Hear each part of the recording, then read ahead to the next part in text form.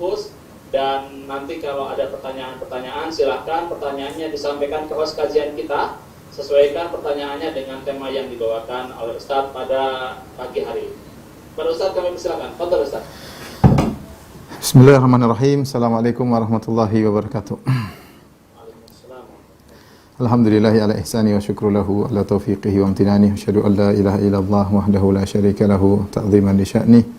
Wa asyhadu anna Muhammadan abduhu wa rasuluhu da'ila ridwani. Allahumma salli alaihi wa ala alihi wa ashabihi wa ikhwani. Para jamaah Masjid Asra yang dirahmati Allah Subhanahu wa taala, para pemirsa yang dimuliakan oleh Allah Subhanahu wa taala. Pada kesempatan kali ini kita sama-sama berusaha menjadi hamba-hamba Allah yang bersyukur atas sekian banyak nikmat yang Allah berikan kepada kita yang tentunya tidak bisa kita hitung. Yang Allah Subhanahu wa taala berfirman, wa in ta'uddu nikmatallahi la tuhsuha.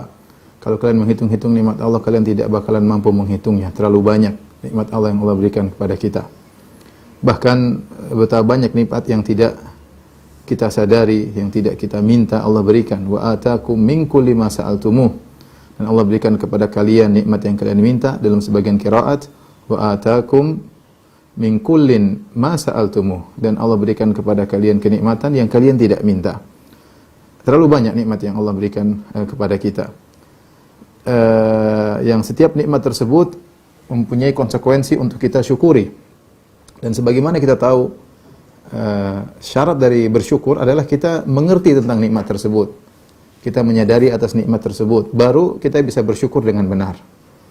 Kalau kita tidak memahami akan nikmat tersebut, kita lalai, kita lupakan, maka sulit bagi kita untuk mensyukuri suatu nikmat, sementara nikmat tersebut kita lalaikan, kita lupakan.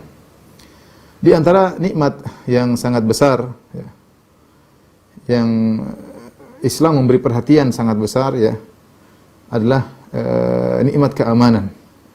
Keamanan dalam skala kecil, keamanan pribadi, keamanan keluarga, apalagi keamanan suatu negeri atau negara, ya. Yang jadi masalah, nikmat ini adalah nikmat sangat besar, namun banyak orang yang melalaikannya, banyak orang yang melupakannya, ya. Banyak orang yang melupakannya. Dan itu sifat manusia, ketika kenikmatan datang kepada dia secara terus-menerus, kemudian tidak terputus-putus, maka manusia lupa dengan kenikmatan tersebut. Sederhana saja, kita diberi nikmat oleh Allah dengan nikmat memandang. Kita bisa melihat dengan mata yang luar biasa. Kalau kita lihat sesuatu, kita bisa langsung fokus. Subhanallah, kalau kita pakai iPhone saja, kita mau fokus, kita maju mundur, belum tentu fokus. Tapi mata kita ini, subhanallah, kita bisa langsung fokus, nikmat. Tapi buktinya kita kurang mensyukuri. Ya, nikmat ini benar-benar dirasakan oleh orang yang pernah yang kehilangan pandangan, baru dia tahu betapa besar nikmat memandang. Makanya sebenarnya mengatakan, kalau Anda bangun malam, coba sesekali Anda bangun malam, kemudian tutup mata, pergi ke toilet, tidak usah buka mata. Betapa kesulitan yang kita hadapi.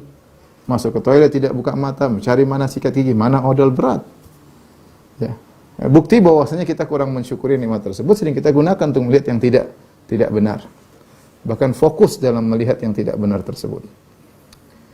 Ini contoh nikmat yang terlalu sering kita rasakan sehingga kita melupakannya.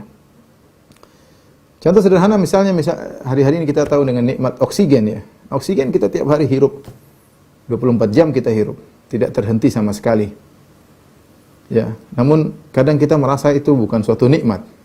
Namun ini benar-benar dirasakan oleh saudara-saudara kita yang terkena penyakit Covid sehingga harus membutuhkan oksigen, sampai nyari-nyari oksigen, sampai ngantri oksigen, ya. Baru mereka tahu betul betapa nikmat oksigen yang selama ini mereka dapatkan secara begitu mudah. Inilah sifat manusia, sering lupa dengan nikmat yang Allah berikan. Kenapa? Karena saking sering terus-menerus dia dapatkan, seakan-akan sudah kewajiban Allah untuk memberikan nikmat tersebut kepada dia. Oleh karena Nabi SAW menyuruh kita misalnya agar kita mengingat-ingat nikmat. Seperti Rasulullah SAW mengatakan bahwasanya setiap kullu mifsal, ya, kullu sulama, ya, setiap sendi-sendi pada manusia, ya, wajib untuk disyukuri, ya. Kemudian Nabi mengatakan wa yajzu dzalika raq'atan fi dhuha, dan mencukupi itu semua dengan salat 2 rakaat waktu duha. Kita punya 360 sendi yang harus kita syukuri. Kita bangun pagi, alhamdulillah sendi enak, ya, tidak ada yang lecet, tidak ada yang macet, ya. Olinya lancar semua, ya. Ini kalau ada satu saja baru kita tahu betapa nikmat kalau sendi itu nyaman itu sangat nikmat. Tapi karena setiap hari kita merasa nyaman, kadang kita lupa bahwa itu nikmat yang wajib untuk kita syukuri. Makanya dikatakan orang tidak tahu nikmat kesehatan kecuali orang yang sakit. Ya. Maka saya bilang di antara nikmat yang sering kita lupakan adalah nikmat keamanan di negeri kita, negeri yang kita cintai, NKRI, ya, Indonesia. Nikmat keamanan yang benar-benar kita rasakan. Ya, kita dengar mungkin ada, ya namanya mungkin kecil, tidak sebanding dengan keamanan yang kita rasakan sehari-hari. Ya. Namun nikmat ini benar-benar dirasakan oleh orang-orang yang kehilangan akan nikmat ini. Tanyakan kepada teman-teman kita. Saya di waktu kuliah, saya punya kawan-kawan yang mereka tinggal di Suriah, yang mereka tinggal di Libya, yang mereka tinggal di Yaman, ya, mereka tinggal di Irak, ya. Bagaimana mereka merasa tidak nyaman, tidak aman. Ya, sempat ketika lagi parah-parahnya di Libya sampai teman saya udah lulus, dia doktor. Kalau saya dia bilang, "Ya Firanda, saya mau pulang, saya tidak tahu apa yang saya lakukan. Saya pulang, bisa jadi saya dibunuh dan saya tidak tahu kenapa saya dibunuh." Dan itu terjadi sekarang di negeri saya. Saya pulang, saya dibunuh, saya tidak tahu kenapa saya dibunuh. Apalagi ada dualisme kepemimpinan di sana, dualisme pemerintahan. Dan demikian juga banyak negara-negara yang mengalami demikian. Kita alhamdulillah Indonesia nyaman, tenteram, ibadah mudah, beraktivitas mudah, alhamdulillah. Ini nikmat yang harus kita syukuri. Ini nikmat dari yang Allah berikan melalui perjuangan para pahlawan-pahlawan kita sehingga meraih kemerdekaan. Harus kita jaga, harus kita syukuri, dan jangan kita ganggu nikmat tersebut dengan mencoba menghilangkan keamanan yang Allah berikan kepada kita. Jadi ini ikhwan dan akhwat yang rahmati Allah Subhanahu wa taala, kenapa kita perlu bahas secara khusus? Karena nikmat ini mungkin kurang kita sadari, ya. Mungkin kurang kita sadari, padahal ini nikmat yang sangat besar. Ya. Percuma ikhwan dan akhwat yang rahmati Allah Subhanahu wa taala, kalau kita misalnya menjadi orang terkaya di dunia, ya, tetapi ternyata kita tidak aman. Terus bagaimana? Mobil banyak juga keluar takut, rumah mewah juga mau pindah ke rumah satunya, rumah banyak mau pindah ke satunya juga kita merasa tidak aman. Percuma harta yang banyak. Percuma kesehatan yang segar bugar, kuat, ya, badan atletis. Tapi kalau keluar ketakutan, hidup nggak nyaman. Keamanan itu sangat penting. Harta, kesehatan, ya, tidak ada manfaatnya. Tidak ada manfaatnya. Ya. Jangankan tidak aman di luar, di rumah aja kalau tidak aman nggak enak. Kalau seorang di rumah kemudian dia tidak merasa aman, ya, dengan orang di dalam rumahnya, tidak merasa aman dengan suaminya, tidak merasa aman dengan istrinya, tidak merasa aman dengan anaknya, apa enaknya hidup seperti itu? Tidak merasa aman. Bayangkan seorang istri kemudian suaminya suka menggampar, suka KDRT, dia tidak merasa aman. Meskipun hartanya sebanyak apapun, dia tidak tentram hidup tersebut. Sama seorang suami, mungkin dia badan kuat, tapi tidak merasa aman, diomelin terus sama istrinya, tidak aman, dia keluar. Dia keluar dari rumah, ya. Meskipun di luar banyak corona, dia keluar, tidak ada masalah. Kan tidak aman di rumah, diomelin sama istri, ya. Tidak aman itu sangat tidak nyaman, ya. Makanya Allah menyebutkan, ya, bahwasanya nikmat ini nikmat yang dilupakan oleh orang-orang musyrikin, ya, orang-orang Quraisy, sehingga mereka berbuat syirik kepada Allah Subhanahu wa taala, mereka tidak beribadah kepada Allah, dan mereka lupa bahwasanya mereka telah mendapatkan keamanan dari Allah, keamanan dari Allah Subhanahu wa taala. Allah berfirman, "Awalam numakkil lahum haraman aminan, ya, yujba ilaihim thamaratu kulli syai' rizqan min ladunna walakinna aktsarahum la ya'lamun." Tidakkah kami telah, ya, menjadikan bagi mereka, ya, haraman aminan, kota Mekah yang penuh keamanan. Yujba ilaihim thamaratu kulli syai', yang buah-buahan dibawa ke kota tersebut. sebagai rizki dari kami, akan tapi kebanyakan mereka tidak mengetahuinya. Dia tidak menyadari bahwa itu nikmat dari Allah Subhanahu wa taala, keamanan, mudahnya rizki, ya. Allah juga berfirman, "Awalam yarau anna ja'alna haraman aminan wa yatakhattafu an-nasu min hawlihim afabil batili yu'minuna wa bi ni'matillahi yakfurun." Tidakkah mereka melihat kami telah menjadikan kota Mekah aman bagi mereka, sementara di sekeliling mereka orang-orang dirampok, dibunuh, di Mekah aman. Ya. Tapi mereka beriman kepada kebatilan dan mengingkari nikmat Allah Subhanahu wa taala. Jadi sekali-sekali kita lihat bagaimana kondisi ya di luar sana, di negeri-negeri yang lagi ribut, kelahi, kemudian perang saudara dan macam-macam. Agar kita mensyukuri bahwasanya nikmat yang Allah berikan kepada negeri ini, nikmat keamanan, harus kita jaga, dan ini juga melazimkan bagi kita segala tindakan-tindakan yang bisa mengganggu keamanan hendaknya jangan kita ikut serta dalam hal tersebut. Jangan kita punya peran atau andil sedikit pun dalam mengganggu kenyamanan dan keamanan negeri ini. Jangan. Kalau ada sesuatu yang perlu kita perbaiki dengan cara yang baik, bukan dengan cara yang mengganggu keamanan, bukan dengan cara yang menjadikan suatu kota menjadi mencekam, dan itu kita alami beberapa waktu lalu. Ya. Itu namanya tidak bersyukur dengan nikmat Allah Subhanahu wa taala. Namanya ingin ya tidak mensyukuri nikmat Allah Subhanahu wa taala. Jangan. Justru kita mempertahankan nikmat tersebut ya sebagai bentuk syukur kepada Allah Subhanahu wa taala. Tapi saya akan bahas tentang pentingnya, urgensinya nikmat aman.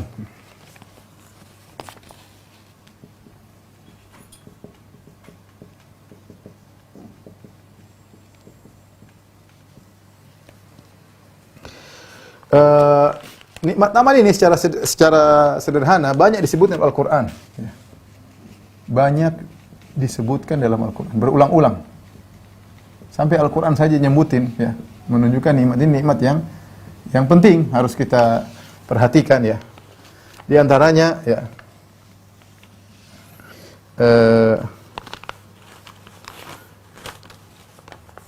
Allah imtinan, Allah menyebutkan aman sebagai anugerah, ya. Allah menyebutkan keamanan adalah anugerah. Yaitu Allahu yamtannu bil aman. Allah menyebutkan keamanan sebagai anugerah. Dalam ayat banyak seperti firman Allah Subhanahu wa taala yang kita sudah hafal, li ilafi Quraisy. Ilafi Quraisy. Li ilafi Quraisy. Ila fihim rihlatasy syita'i was-sayf falyabudu rabb hadzal bait alladzi at'amahum min ju' wa amanahum min khauf. Kata Allah li ila fi Quraisy. Li ila fi Quraisy ini ada dua tafsiran. Di antaranya tafsirannya sebagian ulama mengatakan surat ini adalah sambungan dari surat Al-Fil, ya. Allah menceritakan surat Al-Fil, alam tara kaifa rabbuka bi ashabil fil, Allah menghancurkan tentara Abraha, tentara bergajah. Buat apa Allah menghancurkan tentara bergajah? Allah sebutkan li ila fi Quraisy. Allah hancurkan tentara Abraha bergajah untuk apa? Li ila fi Quraisy, agar orang Quraisy bisa menjalankan kebiasaan mereka dalam perdagangan dengan keamanan. Ila fihim rihlatasy syita'i was-sayf, di mana mereka berdagang di musim panas dan musim dingin. Mereka pergi ke negeri Syam dan mereka pergi ke Yaman. Ini perlu perjalanan demi keamanan. Seandainya kota Mekah dikuasai oleh Abrah, mereka tidak aman.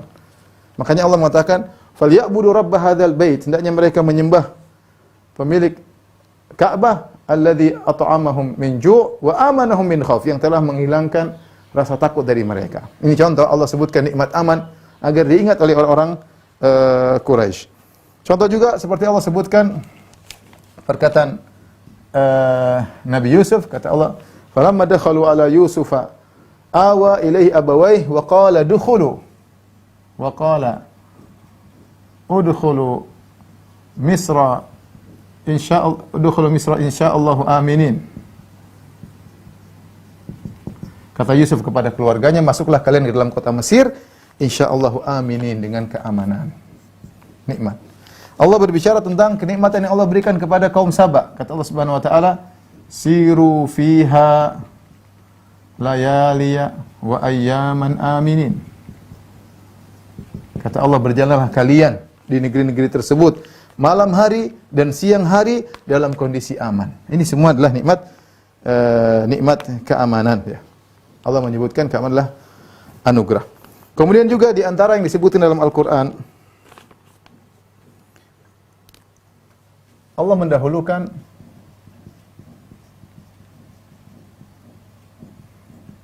nikmat aman daripada nikmat rezeki.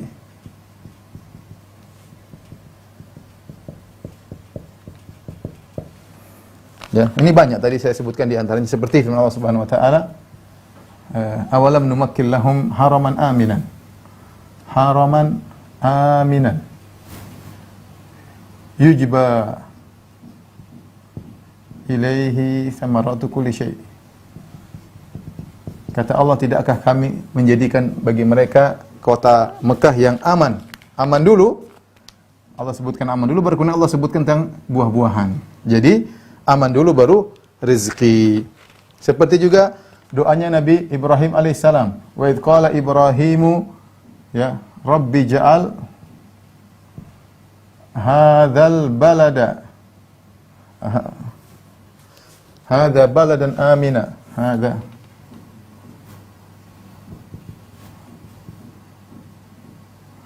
wa idh qala Ibrahimu Rabbi ja'al hadzal baladan amina warzuq ahlahu minas thamarati warzuq ahlahu.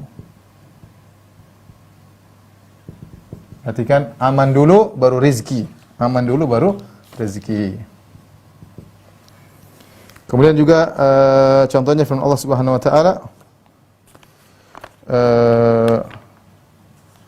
wa daraballahu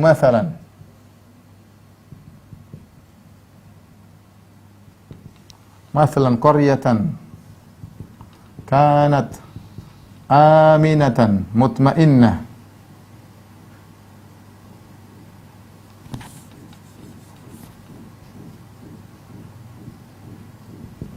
ya'tiha rizquha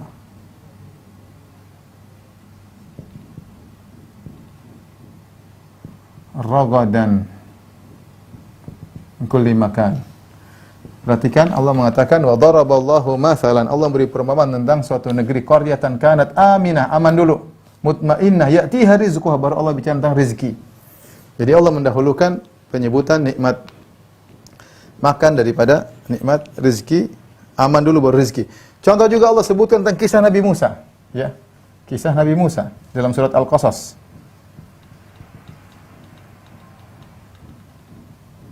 Ya, ma'ruf kita kisah Nabi Musa dalam surat Al-Qasas. Nabi Musa memukul seorang tidak sengaja, kemudian orang tersebut mati. Kata Allah, fa asbaha fil madinati khaifan yataraqqab. Kata Allah, jadilah Nabi Musa di kota tersebut khaifan, ketakutan, yataraqqab, menanti-nanti kapan dia ditangkap, kapan saja tiba-tiba dia bisa ditangkap. Dan akhirnya kejadian hari berikutnya ada masalah lagi, akhirnya ada seorang mengatakan, pergilah engkau wahai Musa, innal mala ya'tamiruna bika liyaqtuluk, sungguhnya orang-orang berkumpul untuk membunuhmu, fakhruj, keluarlah dari negeri ini, innilaka minan nasihin, aku nasihat engkau agar keluar. Kata Allah, fa kharaja minha khaifan yataraqqab, maka Nabi Musa keluar dari kota Mesir menuju Madian, khaifan, ketakutan, yataraqqab. Qala rabbi najjini, ya Allah selamatkan dari orang-orang zalim. Kemudian sampai di negeri Madian, kemudian Al-Kisah, kemudian dia menolong dua orang wanita yang ayah mereka adalah yang saleh. Dia mengambilkan air, ya. Fasaqalahuma, dia ambil air untuk dua wanita tersebut. Thumma tawalla ila dhil. Faqala rabbi inni lima anzalta ilayya min khairin faqir. Nabi Musa ketika lari dari kota Mesir menuju Madian, dia tidak bawa bekal karena tiba-tiba dia lagi ada masalah, tiba-tiba dia kabur tidak bawa bekal sehingga dia kelaparan. Sampai disebut dia makan di daunan hijau sampai nampak ada bekas hijau di badannya, saking banyak daun yang dia makan, dia kelaparan. Maka ketika dia sudah menolong dua wanita tersebut, kemudian dia berbaring di bawah sebuah pohon, kemudian dia berkata, ya Allah, aku lapar. Ya, aku ingin rezeki dari engkau. Kemudian akhirnya dia dipanggil oleh wanita tersebut. Ketika dipanggil oleh wanita tersebut, kata Allah, falamma qassa alaihi al-qasasa qala la takhaf najauta minal qaumidz zalimin. Tatkala Nabi Musa berbicara tentang kondisinya, maka yang diucapkan pertama kali oleh ayah dari dua wanita tersebut, la takhaf. Ini yang paling penting bagi Musa daripada yang lainnya. Bagaimana dia merasa aman dulu? Kalau dia nggak aman, makan juga nggak enak, semuanya nggak enak. La takhaf najauta minal qaumidz zalimin. La takhaf.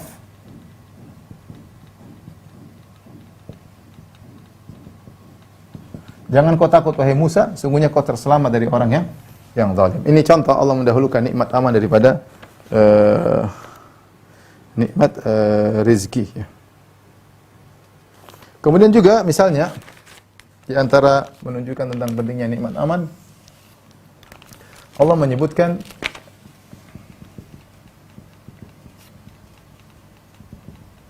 bahwa keamanan adalah nikmat yang agung di surga. Di surga ya, Allah sebutkan beberapa nikmat Allah sebutkan di surga, di antaranya adalah nikmat keamanan. Seperti Allah Subhanahu wa taala berfirman, "Udkhuluha bisalamin aminin." Masuklah kalian ke dalam surga dengan keselamatan dan penuh keamanan. Jadi memang karena aman itu nikmat. Ini nikmat yang berlangsung sampai di surga. Kalau di surga percuma punya bidadari banyak tapi enggak aman, ketakutan percuma. Makanya Allah mengatakan, "Udkhuluha," masuklah kalian dalam surga dengan penuh keselamatan dan penuh keamanan. Kemudian kata Allah, "Wahum fil ghurufati aminun." Mereka dalam kamar-kamar di surga merasa aman. Di antara nikmat Allah berikan mereka menjadi nikmat. Yad'una bikulli fakihatin aminin. Kata Allah Subhanahu wa taala,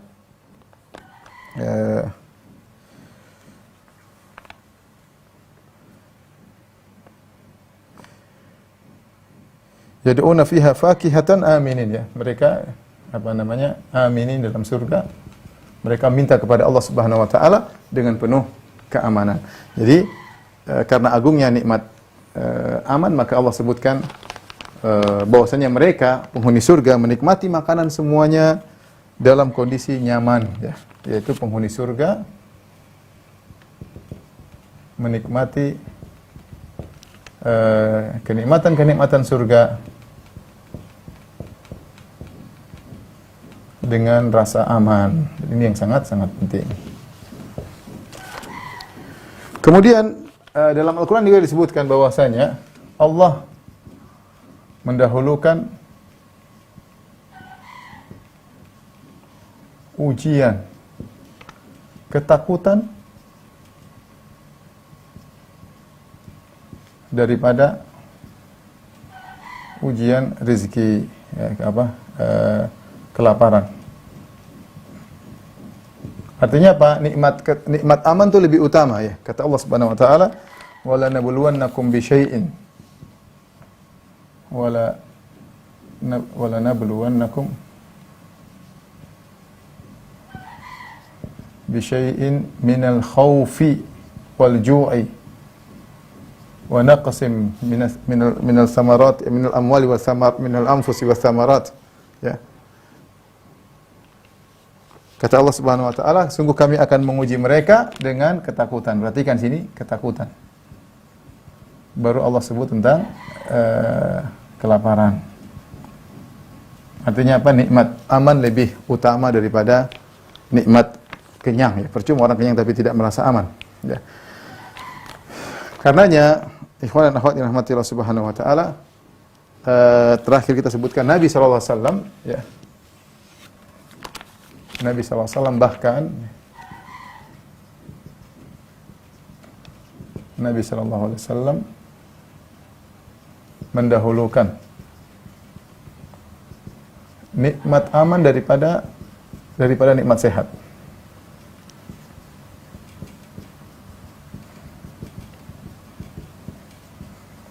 Apa kata Nabi sallallahu alaihi wasallam? Man asbaha aminan fi sirbihi. Man asbaha aminan fi sirbihi, ya. Mu'afan fi jasadihi. Walahu qutu yaumihi. Faka'annama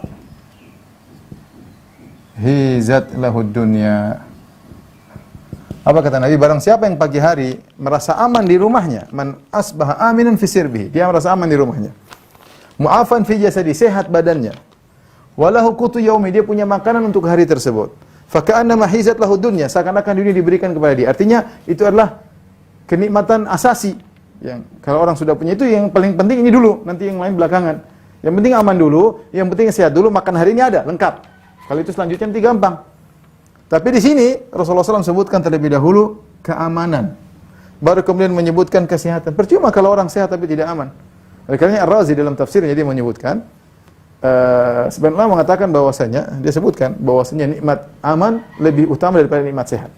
Kata dia sebagai buktinya, kalau ada kambing misalnya, dia sakit, misalnya kakinya agak pincang sedikit, dia masih bisa cari makan. Dan suatu saat insya Allah sembuh.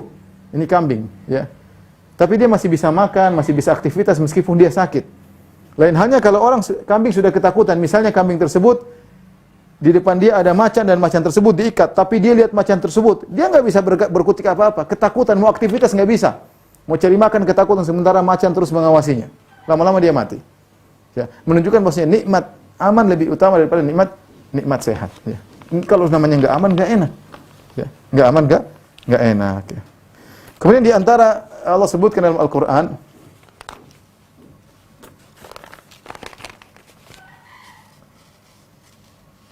banyak kemaslahatan tidak bisa berjalan kecuali dengan keamanan. Banyak kemaslahatan tidak bisa berjalan dengan baik kecuali dengan keamanan. Ini bukan cuma kemaslahatan duniawi. Kalau kita bicara masalah duniawi, jelas duniawi kalau tidak aman repot.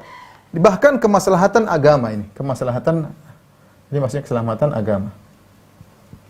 Contoh, Allah Subhanahu wa taala sebutkan contoh dalam Al-Qur'an. Misalnya apa? Misalnya salat. Kata Allah, "Fa in khiftum farijalan aw rukbana, fa idza amintum fadhkurullaha kama 'allamakum ma lam takunu ta'lamun." Kata Allah, "Fa in khiftum farijalan aw rukbana." Kemudian kata Allah, fa idza amintum, nah perhatikan sini. Kalau kalian dalam kondisi takut, maka salatlah dalam kondisi berdiri atau naik tunggangan, enggak apa-apa, karena namanya salat khauf, salat ketakutan. Ya. Dalam kondisi naik kuda atau dalam kondisi naik onta atau dalam kondisi berjalan, fa idza amintum fadhkurullah, kalau kalian sudah aman, maka berzikirlah di antaranya salat sebagaimana Allah ajarkan sebelumnya, baru salat secara normal. Salat pun kalau tidak aman susah. Maka aman ini perlu untuk salat misalnya. Kita bisa lagi misalnya untuk haji dan umrah. Para ulama sepakat di antara syarat istita'ah untuk wajib haji harus ada amnut turuq, bahwasanya jalan aman. Kalau jalan tidak aman, banyak perampok, tidak wajib haji. Zaman dulu apalagi. Ya. Makanya Allah berfirman, "Walillahi 'alan nasi hajjul baiti man istata'a ilaihi sabila." Wajib haji bagi orang yang mampu. Kemampuan ini istita'ah di antaranya adalah amnut turuq, bahwasanya jalan-jalan aman. Kalau tidak aman dia tidak wajib untuk hajian. Makanya Allah mengatakan, "Wa atimul hajja wal umrata lillah, fa in uhsirtum famastaysara minal haji. Wa la tahliqu ru'usakum hatta yablughal hadyu mahillah. Faman kana minkum maridan aw bihi adhan min ra'sihi fa fidyatun min siyamin aw sadaqatin aw nusuk. Fa idza amintum faman tamatta'a bil umrati ila al haji famastaysara minal haji." Kata Allah, kalau kalian terhalangi, tidak bisa haji, ya, dikepung misalnya tidak bisa haji, maka potong haji, potong kambing atau onta.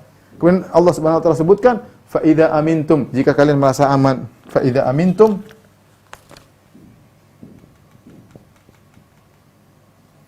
faman tamatta'a bil umrati ila al haji famastaysara minal haji. Jika kalian aman untuk hajian. Kalau kalian aman, maka kalian melakukan haji tamattu, maka potonglah kambing atau onta. Allah menyuruh demikian. Tapi intinya haji dan umrah butuh dengan keamanan. Makanya Allah sebutkan di antara dalam Al-Qur'an, Allah mengatakan, "La tadkhulunnal masjidal harama insyaallahu aminin muhalliqina ru'usakum wa muqassirin la takhafun." Perhatikan.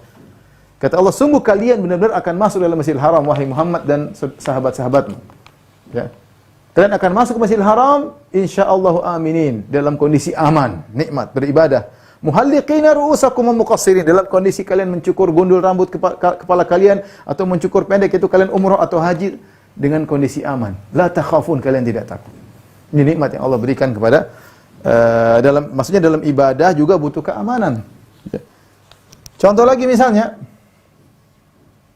dalam dakwah. Dakwah juga butuh keamanan ya. Seperti firman Allah Subhanahu wa taala, wa in ahadun minal musyrikin istajaraka, dalam surat At-Taubah, wa in ahadun minal musyrikin istajaraka fa ajirhu hatta yasma'a kalamallahi thumma ablighu ma'manah. Kata Allah, kalau ada seorang musyrik datang kepada engkau minta perlindungan, ya kan ada perjanjian, maka lindungilah dia hatta yasma'a kalamallah, lindungilah dia sampai dia bisa mendengar firman Allah. Thumma ablighu ma'manah, kemudian kembalikan dia ke tempat yang aman. Artinya orang musyrik saja supaya bisa paham dakwah kita, dia butuh ketentraman untuk bisa mencerna apa yang disampaikan. Ya. Fa'ajirhu hatta yasma'a kalamallah. Kata Allah Subhanahu wa taala, fa'ajirhu hatta yasma'a kalamallah thumma ablighu ma'manah. Berilah perlindungan kepada dia sampai dia mendengar firman Allah, sehingga dia bisa mencerna. Kalau ribut sana ribut sini, gimana orang bisa mencerna? Gimana dakwah bisa jalan sementara kondisi tidak aman? Sebagian kawan-kawan yang sempat belajar ke luar negeri, misalnya di Yaman, mereka cerita terkadang sebagian mereka sulit karena tidak aman. Keamanan kalau tidak tentram, belajar juga setengah-setengah. Lain halnya kalau kita sudah tentram, nyaman, belajar ngapal mudah, baca mudah. Lalu baca sambil ketakutan kan nggak enak. Menghafal sambil ragu-ragu, jangan-jangan ada suara bom, suara ini, nggak enak. Gimana mau belajar kalau tidak aman? Bisa sih, bisa, tapi tidak akan sesempurna kalau dalam kondisi aman. Beda dalam kondisi ketakutan, sulit. Ya. Kita bicara sekarang, kita mau pengajian kalau ada penangkapan lah, ada inilah, ada huru-hara, gimana mau pengajian? Kita nggak merasa aman. Gimana mau dakwah? Sulit. Maka semua ini butuh dengan keamanan. Ya. Makanya lihat, Allah menyebut tentang kisah Al-Hudaybiyah. Nabi ketika terjadi peperangan bersama orang Quraisy, Nabi dakwah. Bayangkan Nabi dakwah sejak awal kenabian, 13 tahun di Mekah, kemudian sampai tahun ke-6 Hijriah, itu 13 tambah 6 sekitar 19 tahun. Waktu itu pasukan kaum muslimin kira-kira maksimal 3.000, tidak banyak, kira-kira 3.000. Begitu Nabi melakukan perjanjian Hudaybiyah, perjanjian damai dengan kaum musyrikin.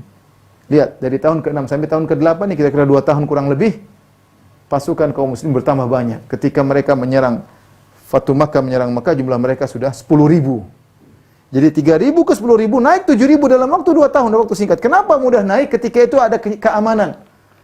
Kaum muslimin bisa bercampur baur dengan kaum musyrikin, sehingga mereka dengan gampang menyampaikan dakwah, orang musyrikin bisa dengar dengan nyaman.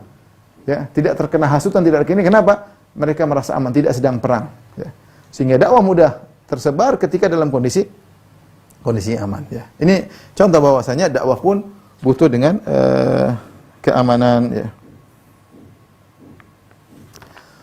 Taib, ikhwan dan akhwat yang rahmatillah subhanahu wa ta'ala, ini adalah gambaran Allah sebutkan dalam Al-Quran beberapa poin tentang nikmat apa? Keamanan, sehingga kita tahu bahwa nikmat ini nikmat yang diperhatikan dalam Islam, bahkan dalam Al-Quran. Setelah ini kita akan bahas tentang apa kiat-kiat bagaimana kita bisa mewujudkan keamanan tersebut.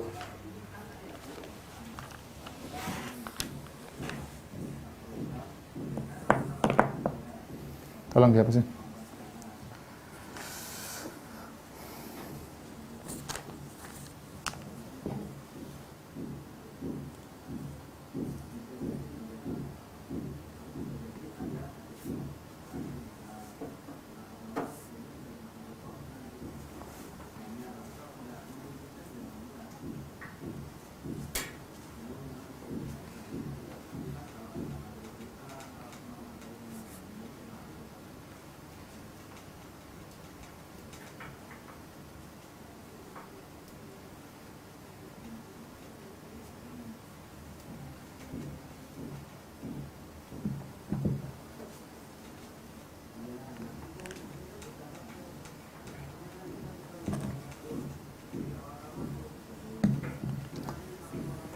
Ikhwan dan akhwat yang rahmatillah subhanahu wa ta'ala, Islam adalah agama yang sangat perhatian sama keamanan. Islam sangat tidak mendukung perkara-perkara yang bisa menghilangkan keamanan ya. Oleh karenanya sampai dalam perkara-perkara yang terkadang kita anggap sepele dilarang dalam Islam. Contoh, Rasulullah SAW menyebutkan dalam hadis ya, secara umum, la yahilu li muslimin an yurawwi'a musliman. Tidak halal bagi seorang muslim untuk menakut-nakuti muslim yang lain ya. Ya, tidak boleh memberi bentuk ketakutan apapun ya, hanya sekedar meskipun ketakutan yang kecil tidak boleh. Seorang tidak boleh memberi rasa ketakutan dalam hati orang lain. Bukankah di antara syiar kaum muslimin assalamualaikum. Assalamualaikum di antara makna assalamualaikum artinya apa? Yaitu semoga keselamatan Allah limpahkan kepada engkau, di antaranya selamat dari gangguanku. Kalau kita bilang sama orang, assalamualaikum, maksudnya apa? Semoga Allah beri keselamatan bagi kalian, di antaranya dari gangguan sampai kalian terganggu dengan diriku. Jadi kita sebenarnya ketika mengucapkan salam, kita mengikrarkan kita tidak akan mengganggu orang tersebut. Ya. Ini di antara perhatian Islam terhadap keamanan ya. Kemudian juga dalam hadis la ya'khudanna ahadukum mata akhihi la'iban wala jadan. Perhatikan nih. Tidak boleh salah seorang dari kalian mengambil barang saudaranya meskipun hanya bercanda, apalagi serius, enggak boleh. Dia lagi tidur, kita ambil HP-nya diam-diam, bercanda ini main-main. Kemudian dia bingung, HP saya mana? Kita ketawa-ketawa, enggak boleh, hukumnya haram. Apa saya enggak tahu istilahnya? Prank saya enggak tahu istilahnya. Orang-orang kadang-kadang bohong-bohongi untuk bahan tertawan bikin takut-takut seorang, enggak boleh. Atau April Mop lah apa yang buat kadang orang jadi ketakutan. Enggak boleh, meskipun bercanda hukumnya haram. Enggak boleh ya. Atau misalnya ada orang di pinggir kolam renang terus kita dorong, kita tarik lagi. Enggak boleh. Ini enggak boleh. Mungkin kita tertawa, ini hukumnya haram. Enggak boleh. Main-main aja enggak boleh. Ya. Nabi melarang ya. Bahkan keamanan tersebut ya berlaku kepada non-muslim. Jika mereka tinggal di kawasan kaum muslimin, harusnya kaum muslimin buat mereka juga merasa aman. Jangan kita ganggu mereka. Apa kata Nabi sallallahu alaihi wasallam? Man qatala mu'ahadan lam yarah raihatal jannah. Siapa yang membunuh seorang kafir yang tidak halal untuk dibunuh, kafir mu'ahad, termasuk dalamnya kafir musta'man, termasuk dalamnya adalah kafir dhimmi, yaitu kafir yang bukan sedang berperang dengan kita, tidak boleh dibunuh. Siapa yang bunuh orang kafir yang tidak sedang berperang dengan kita, tidak akan mencium bau surga. Bahkan Nabi SAW mengatakan, ala man qatala mu'ahad, ala man dzalama mu'ahadan. Ketahuilah, ingatlah. Nabi mengatakan ala itu tanbih untuk peringatan. Hati-hatilah, waspadalah, ingatlah. Man dzalama mu'ahadan, siapa yang mendolimi orang kafir yang tidak berhak untuk diperangi, ya. Aw intaqasahu aw kallafahu fawqa taqatihi aw akhadha minhu syai'an bighairi tibi nafsihi fa ana hajijuhu yaumal qiyamah. Barang siapa yang mendolimi seorang kafir yang tidak berhak untuk dibunuh ya, kemudian atau menjatuhkannya atau membebani pekerjaan di luar kemampuannya, mentang-mentang kita bosnya, dia pegawai kita beban di luar kemampuannya ya. Ini tidak boleh. Kalau kemudian juga atau mengambil darinya apa yang dia tidak ridhai, kata Nabi, fa ana hajiju yaumal qiyamah, aku akan melawannya pada hari kiamat kelak. Bayangkan. Jadi namanya keamanan tuh harus ada, tersebar, dan Islam adalah agama yang perhatian dengan keamanan. Nah, kita akan bahas tentang bagaimana cara-cara agar kita bisa mensyukuri nikmat aman ini ya.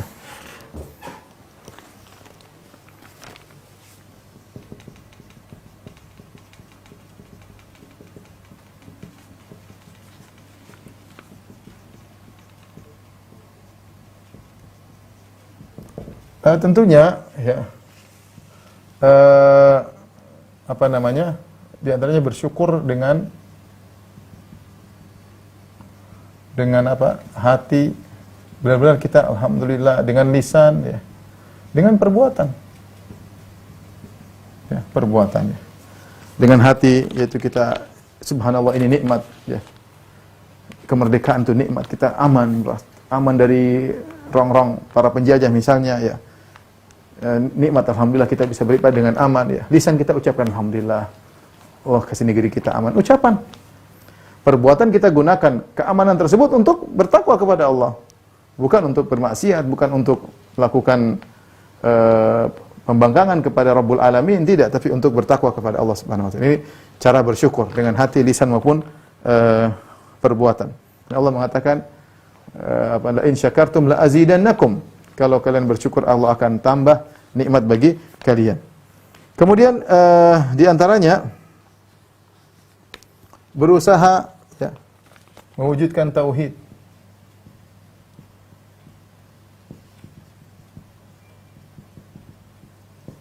Tebarkan dakwah tauhid. Ya, sebisa mungkin jelaskan umat tentang tauhid, beribadahnya kepada Allah Subhanahu wa taala. Jelaskan umat tentang bahaya kesyirikan, jangan bergantung kepada selain Allah, ya, selalu bergantung kepada Allah Subhanahu wa taala. Jelaskan dengan hikmah tentunya. Karena siapa yang bertauhid maka akan diberi keamanan, ya. Kata Allah Subhanahu wa taala, "Alladzina amanu wa lam yalbisu imanahum bidzulmin ulaika lahumul amnu wa hum muhtadun." Kata Allah Subhanahu wa taala, orang-orang yang beriman dan tidak mencampurkan iman mereka dengan kesyirikan, mereka adalah orang yang mendapatkan keamanan, ya. Subhanallah, bahkan kalau orang bertauhid, taruhlah di setengah sekeliling dia ada pertikaian, dia tetap tenang. Allah berikan tenang dalam hatinya. Kenapa dia bertauhid? Kenapa dia bergantung kepada Rabbul Alamin? Ya. Jadi tauhid itu meningkatkan keamanan, ya. Ya. Baik skala pribadi, skala keluarga maupun skala negara. Jadi butuh untuk meningkatkan mewujudkan tauhid. Yang kemudian yang berikutnya di antaranya adalah merasa bahwa keamanan adalah tanggung jawab bersama.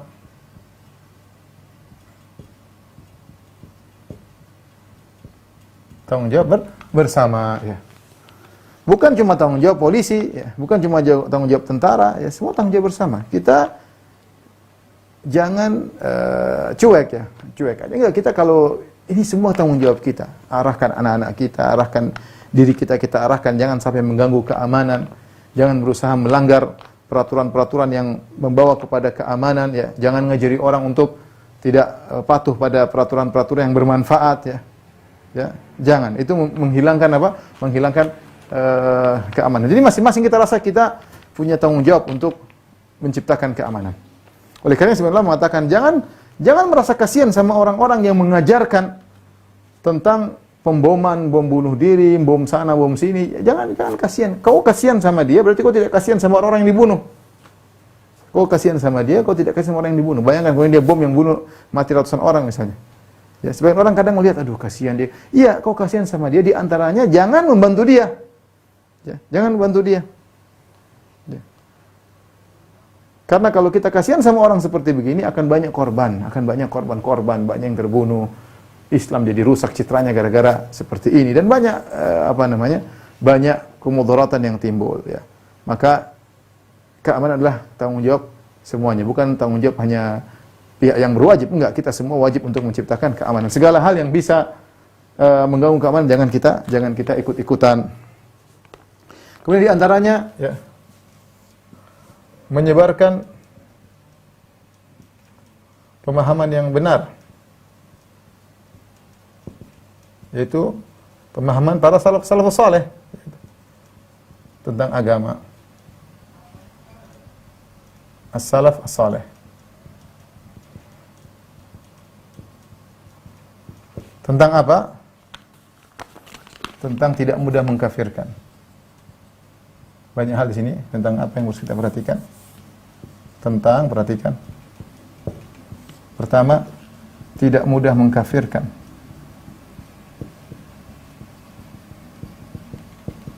Sesama muslim. Ya, sebagian orang mudah sekali mengkafirkan. Ya, saya bapak dan ibunya pun dia kafirkan, tetangganya pun dia kafirkan. Kafir terkadang pengkafiran secara totalitas.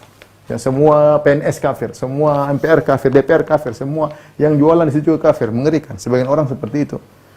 Pengkafiran secara MLM ini, hati-hati, itu bukan manhajus salaf. Tentu bahasanya panjang, tapi saya katakan seorang kalau ingin aman, tebarkanlah tentang pemahaman para salaf. Kemudian apa?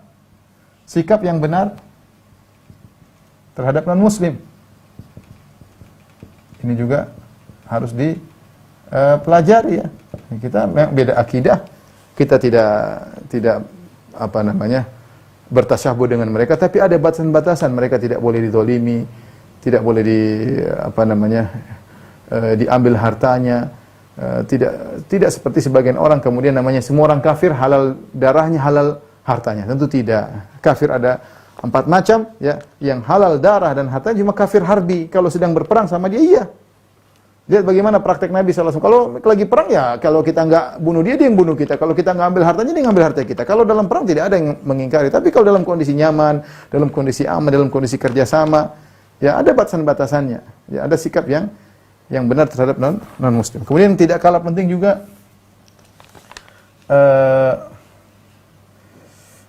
sikap yang benar terhadap penguasa.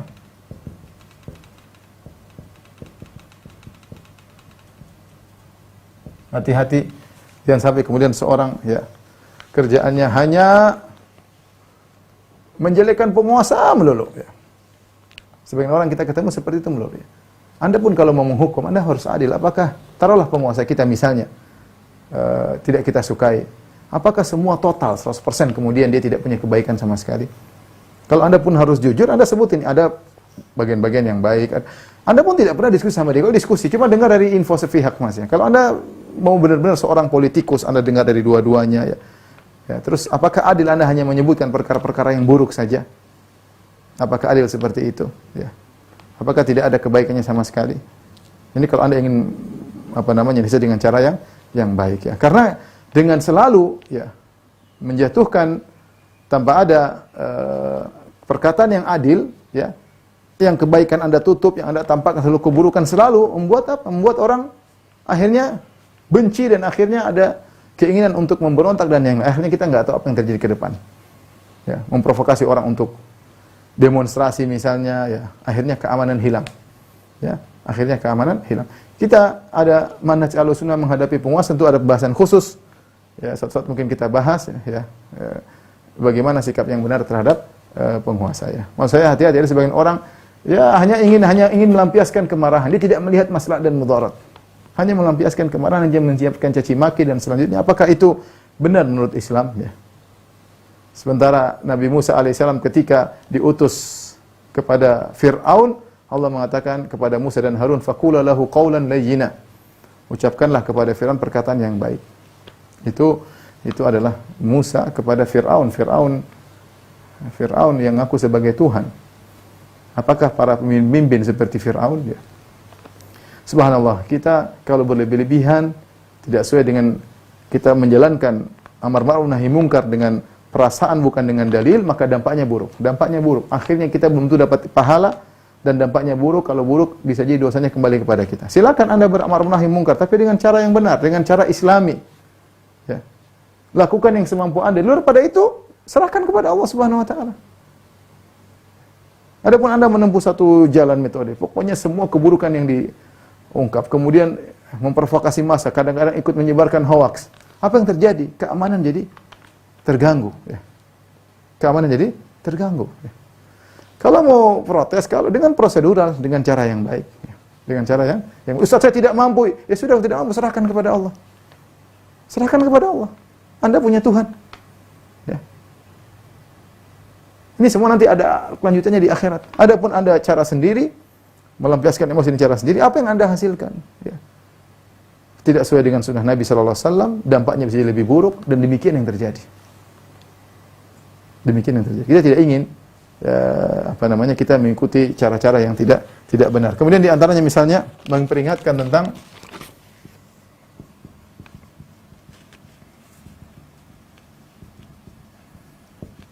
tentang pemikiran-pemikiran yang berbahaya ya. Yang menyimpang ya.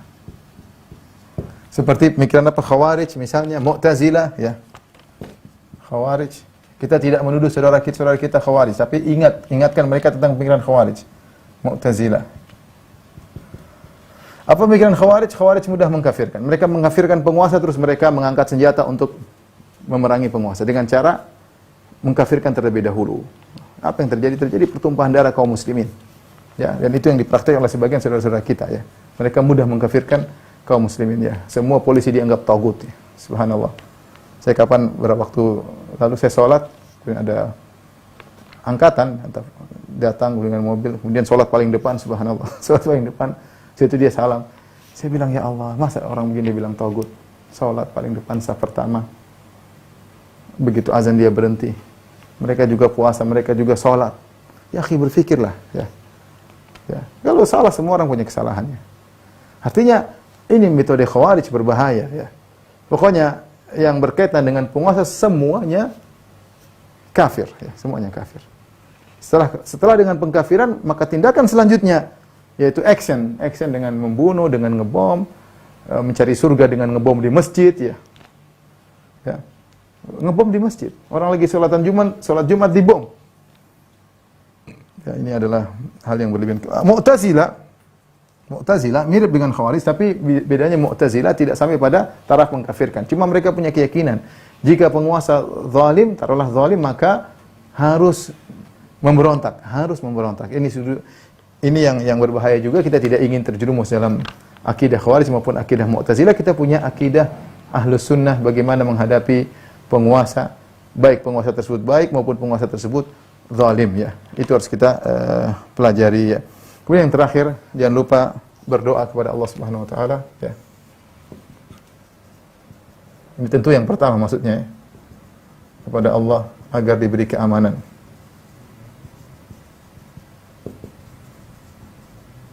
Seperti doa ketika melihat hilal. Allahumma ahillahu alaina bil amni wal aman wassalama wal islam, ya. Kita berdoa, ya Allah, doa melihat hilal. Ya Allah, munculkanlah hilal pada kami dengan membawa keamanan dan keimanan, keselamatan dan Islam. Subhanallah, doa yang indah. Doa pagi petang, zikir pagi petang. Allahumma nas'aluka al-afiyata fid dunya wal akhirah. Allahumma nas'aluka al-afwa wal afiyata fid dini wa dunya wa mali wa ahli. Allahumma astur awrati wa amin rawati. Wa amin rawati, ya Allah, tenangkanlah, amankanlah hatiku. Ini minta apa? Minta keamanan. Ya ikhwan, alhamdulillah kita bisa menjalankan aktivitas kita di negeri yang tercinta ini. Jangan sampai kita ikut serta punya andil dalam menciptakan kekacauan, menciptakan chaos dengan menyebarkan berita-berita hoax dan hal-hal yang tidak pernah kita cek terlebih dahulu. Ada kabar masuk tidak pernah kita mendengar dari dua belah pihak, kita hanya mendengar dari satu sisi. Sudah, jangan ikut-ikutan, sedikit pun jangan kasih andil dalam terjadinya keributan. Beberapa atau tahun yang silam ketika terjadi demonstrasi, pembakaran sana sini, aduh ya Allah, kita lihat bagaimana harta milik negara akhirnya harus terbakar, sebagian ada yang meninggal dunia. Kalau sudah begitu, siapa yang mau disalahkan? Maka jangan tercipta hal tersebut. Sebagian provokator-provokator ketika sudah sangat parah demonstrasi tersebut, mereka mundur menyelamatkan diri. Kasihan orang-orang jahil. Orang jahil, subhanallah. Ya. Lagi pula, ya, seorang bertakwa kepada Allah. Jangan mendalami hal-hal yang bukan bidangnya, ya. Ingat sabda Nabi SAW, al-ibadatu fil harji kahijratin ilayya, beribadah di masa fitnah lebih baik, ya, seperti berhijrah kepadaku. Wallahu a'lam bishawab. Ini saja mungkin saya sampaikan. Mungkin kalau ada yang bertanya satu dua, saya persilakan.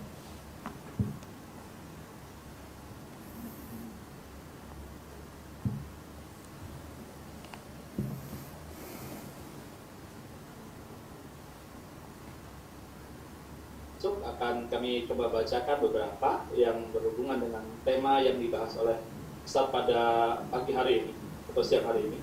Yang pertama, pertanyaan dari Pekanbaru, Ustaz. Saya bacakan. Assalamualaikum warahmatullahi wabarakatuh. Waalaikumsalam warahmatullahi wabarakatuh. Semoga Ustaz dan tim Astra selalu berada dalam naungan Allah Azza wa Jalla. Ustaz, di negeri kita ini banyak masyarakatnya kebanyakan mengerti tentang agama. Namun ketika dihadapkan dengan ketaatan terhadap pemimpin, banyak terkena fitnahnya sehingga mudah mencela pemimpin, sehingga menjadikan suasana panas di medsos. Apakah ini juga bisa menjadi faktor tidak amannya suatu negeri? Jazakumullahu khairan. Kita katakan bahwasanya kita berbuat selalu mencari maslahat, ya. Berpikir apa yang kata Allah Subhanahu wa taala, ma yalfidhu min qaulin illa ladaihi raqibun atid. Tidak satu lafal yang dikeluarkan kecuali ada malaikat yang mencatat. kata Nabi sallallahu alaihi wasallam, "Man kana yu'minu billahi wal yawmil akhir falyaqul khairan aw liyasmut." Barang siapa yang beriman kepada Allah dan hari akhirat, ucapkan yang baik atau diam. Ya, kita lakukan dalam diri kita. Sebelum kita tulis, sebelum kita baik atau tidak, kita berkapasitas atau tidak. Sudahkah kita mendapat informasi dengan informasi yang valid? Apa kita pernah mengecek cross check terhadap sumber berita? Pernahkah kita pergi pada pihak kedua untuk tabayun? Kita sering bicara tabayun. Kita nggak pernah tabayun sama pemerintah. Pernah nggak? Nggak pernah. Ya, mungkin mereka salah, mungkin mereka zalim, tapi ada di antara hal yang mereka tidak. Memang mereka sudah berusaha, namun tidak berhasil. Makanya kalau Anda tidak bisa menerapkan tabayun, ini taruhlah kita bilang Anda mau maki-maki. Sebelum Anda maki-maki, coba tabayun dulu dah. Pernah nggak Anda menjalankan tabayun tersebut? Sumber beritanya dari mana? Ya misalnya. Kalaupun ternyata menurut Anda ini tidak benar, ini salah, ini kebijakan yang ngawur, atau dengan tuduhan macam-macam, ya sudah, Anda lihat apakah ini perlu saya ungkapkan? Apakah ini maslahat ya, bagi negeri saya dan bangsa saya? Ya. Ataukah hanya menimbulkan kegaduhan, menimbulkan caci makian, kehilangan kepercayaan dan macam-macam. Ini harus kita pikirkan ya.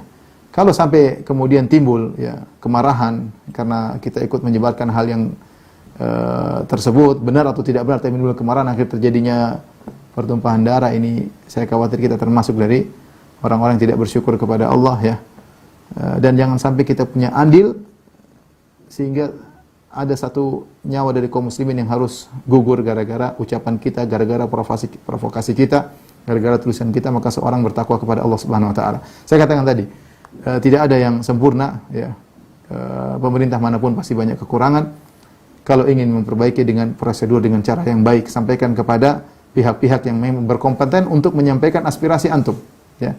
Sampaikan dengan cara yang baik ya. Adapun sedikit ada berita kemudian kita sebarkan menimbulkan kemarahan, caci maki, wallahu alam, saya rasa itu tidak tepat. Wallahu alam bisawab. Jazakumullahu khairan atas jawabannya. Pertanyaan kedua dari Abu Bilal di Aceh Tengah, Ustaz. Pertanyaannya saya bacakan. Semoga Allah menjaga Ustaz dalam kebaikan. Amin ya rabbal alamin. Bagaimana cara menolak kerancuan yang dibuat oleh seorang dai yang mengatakan bahwa negara kita bukan negara Islam, karena dengan demikian orang non Muslim pun boleh jadi jadi pemimpin di negara kita, gitu Ustaz. Kita tahu bahwasanya negeri ini adalah negeri negeri kaum muslimin ya. Adapun hukumnya masih bercampur ya. Tapi negeri kaum muslimin diperjuangkan oleh para pahlawan notabene adalah kaum muslimin. Tentu kita dirumuskan oleh kepala-kepala negara yang juga rata-rata adalah kaum muslimin. Kita ingin negara kita ya aman dan tentram. Kita berusaha nilai-nilai Islam semakin tersebar, semakin dilaksanakan oleh negeri kita ya. Tentu dengan ada rambu-rambu di antaranya bagaimana sikap yang benar terhadap non muslim, yaitu harus kita pelajari lebih lanjut ya. Tetapi dengan mengesankan misalnya negara inilah negara kafir, itu yang saya khawatirkan ya. Karena itu tidak tepat mengatakan ini adalah negara kafir. Tentu ini menjerumus kepada pemberontakan, menjerumus kepada pengkafiran terhadap penguasa. Negara kita negara kaum muslimin, sejarahnya jelas ya. Dan tatkala kita menjaga keamanan negeri ini, sebenarnya kita pada dasarnya menjaga keamanan kaum muslimin. Dan orang-orang yang tinggal di non-muslim, yang tinggal di negara kita, harus juga merasakan keamanan tersebut. Bukan kita menjadi seorang muslim yang zalim kemudian menzalimi mereka. Seorang bertindak dengan tindakan yang tepat, setiap permasalahan dengan dalilnya. Wallahu alam bisawab. Baik, Ustaz. Ustaz, pertanyaan selanjutnya dari Cibubur, Ustaz. Saya bacakan. Ustaz, saya pernah join grup WhatsApp satu majelis taklim. Selain info kajian dan info muamalah, beberapa postingan mereka isinya mencela pemimpin dan kroninya. Seperti halnya mereka memposting hal-hal yang sifatnya mencela pemerintah dengan maksud adalah agar jamaah yang ada di grup itu tahu apa yang dilakukan oleh pemerintah. Dan masalahnya yang memposting ini adalah member-member yang kami tahu mereka senior di kajian-kajian yang dalam tanda kutip kami memahaminya sebagai kajian sunnah. Apa yang harus kami lakukan Ustaz untuk grup-grup yang demikian itu Ustaz? Kita beri nasihat aja, beri nasihat ya. Bilang kalau antum punya masukan itu sangat baik untuk memperbaiki negeri ini ya. Beri masukan dengan masukan yang tepat melalui jalur yang tepat ya. Kalau memang dalam anggota member ada yang memang berkompetensi untuk bisa memasukkan kepada penguasa lewat wakil-wakil rakyat atau yang lain, maka itu lebih baik. Tapi adapun sekedar menyebarkan dalam rangka untuk menimbulkan kebencian ya, tanpa ada tabayun, tanpa ada cross check atau dilakukan oleh sebagian orang tidak mewakili misalnya seluruh pemerintah dan banyak hal ya, sebaiknya kita tidak usah ikut-ikutan ya. Sebaiknya tidak usah ikut-ikutan. Kita ingin negara ini lebih tentram, serahkan kepada yang berkompeten dalam mengurusi negara. Kalau Anda punya ide, punya sesuatu yang baik buat bangsa, sampaikan. Kalau bisa ada jalur yang tepat, sampaikan ya. Adapun Anda ngamuk-ngamuk tanpa ada tujuan, saya rasa tidak ada manfaatnya. Lain halnya misalnya ada keputusan yang tidak kita setujui misalnya, kita diskusikan bagaimana menghadapi keputusan ini, ya itulah yang cerita, kita cari maslahat ya. Ini ada keputusan sebenarnya tidak pas, bukan dalam rangka untuk menyebar kebencian, tetapi kita ingin bagaimana menghadapi keputusan seperti ini, itu boleh diskusi.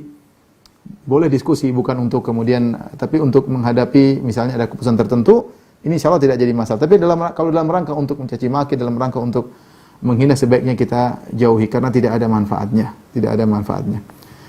Ya. Sekarang Ustaz. Mungkin pertanyaan terakhir, Mas. Siap, Ustaz. Pertanyaan terakhir dari Jakarta Timur, dari Bang Saldi. Assalamualaikum Ustaz.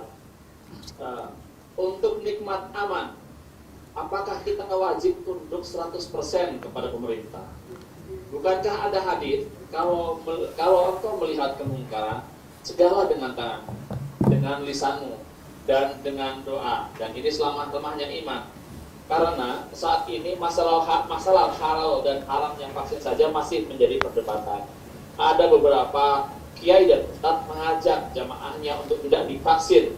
Begitupun juga ketika sholat jamaah tidak perlu patuh memakai masker dan safnya harus tetap rapat. Bagaimana ini Ustaz memahaminya?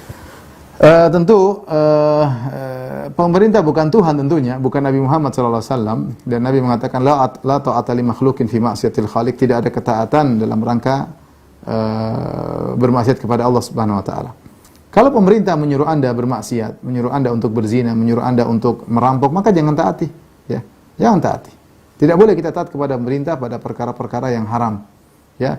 Meskipun tidak melazimkan kemudian kita harus memberontak. Kita tidak taat, kita tidak mau ikut-ikutan dalam maksiat. Ini tentunya tidak ada khilaf dalam hal ini. Tetapi bukan berarti kemudian kita menolak pemerintah secara total, ya. Yang perintahnya baik, yang ada maslahatnya, yang itu merupakan hukum-hukum yang mereka usahakan, ya. Yang itu berkaitan dengan maslahat, mereka sudah pertimbangkan dengan berbagai macam kondisi kemasyarakatan, dan kalau kita itu adalah menuju kepada kebaikan, contoh, maka hendaknya kita taati seperti masalah rambu-rambu lalu lintas misalnya pengurusan KTP misalnya pengurusan banyak hal yang pemerintah lakukan yang itu dibangun di atas masalihul mursalah, yaitu kemaslahatan yang tidak ada nasnya secara tegas dalam Al-Qur'an maupun sunnah, dan itu kembali kepada kemaslahatan, itu pemerintah berhak untuk menentukan. Dan kita selama itu tidak ada dalil dari Al-Qur'an ini haram, selama ini perkara ijtihad, ya, tidak ada nas yang jelas, maka hendaknya kita taat kepada penguasa. Oleh karena Allah mengatakan al-hakim yarfa'ul khilaf.